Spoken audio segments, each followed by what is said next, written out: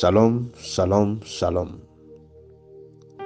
Frères et sœurs du Cameroun et du monde entier, je viens auprès de vous pour vous annoncer un message très important pour le Cameroun. Écoutons le message. Une marmite de malheur bouillonne au Cameroun, prête à déverser les torrents chauds de destruction dans le pays. Ô Cameroun, c'est terminé pour toi. Lèvons-nous dans les prières afin que les dégâts ne soient pas énormes. Entre parenthèses, nous devons rester dans la repentance générale pour cette nation, le Cameroun et son gouvernement. Remarquez, quand le roi David avait péché et que l'ange tendait la main pour détruire le pays d'Israël, dans ce livre de 2 Samuel 24, oui, mes frères bien-aimés, le roi avait péché. Oui, toute la nation était coupable à cause du roi. Mais maintenant, qu'est-ce qu'il y a lieu de faire? Remarquez l'attitude du croyant face à ce grand malheur qui décimait le pays. Sa prière était: Seigneur, ces brebis qu'ont-elles fait? Ô Dieu, miséricorde. Seigneur, nous avons péché.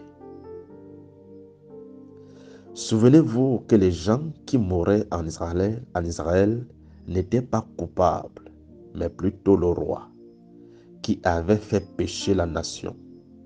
David, le chef de l'État, avait fait le dénombrement. Qu'est-ce que les gens qui mouraient dans le pays avaient fait? Écoutez mes frères et sœurs, parce que les décisions du chef de l'État impliquent tout le monde de son pays. Souvenez-vous, ce sont les hommes qui lui donnent le pouvoir, ce qui veut dire que tout ce qu'il fait comme erreur vous implique. Quelqu'un dira: s'il meurt là-bas, quel est mon problème, frère? Permettez-moi de vous dire ceci. Quand un mauvais esprit séduit un de nos dirigeants qui pêche contre Dieu, c'est nous, le peuple, qui l'avons élu, qui sommes châtiés. D'où la nécessité, comme le dit la parole du Seigneur, de prier pour tous les hommes et les chefs de nos nations, afin que nous menions une vie paisible. Alors, nous allons demander pardon à Dieu pour toutes les exactions que notre gouvernement a commis, les crimes, les tueries, scandales et déviances sociales. Tout cela semble être naturel, comme le commun des mortels, comme le problème de toutes les nations, alors que cela est mal aux yeux du Saint-Dieu. Souvenez-vous que le Seigneur, notre Dieu, le Seigneur Jésus-Christ de Nazareth, veut puissamment visiter le Cameroun, car ses iniquités doivent être nettoyées. Alors, Église, lève-toi dans les prières et demande au Seigneur notre Dieu avec des intenses supplications que sa juste colère se calme sur le Cameroun, pour qu'il y ait moins de dégâts, car effectivement, il y aura des dégâts.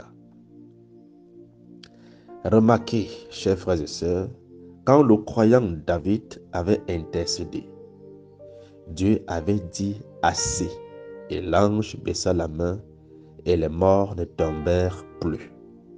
Puisse ceci être notre partage dans les véritables intercessions que nous allons élever pour notre nation, le Cameroun.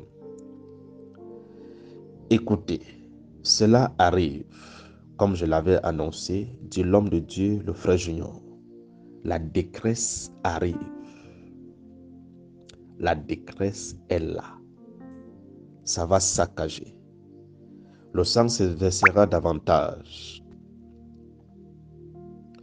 Le sang se versera davantage, mais prions pour que Dieu préserve les vies.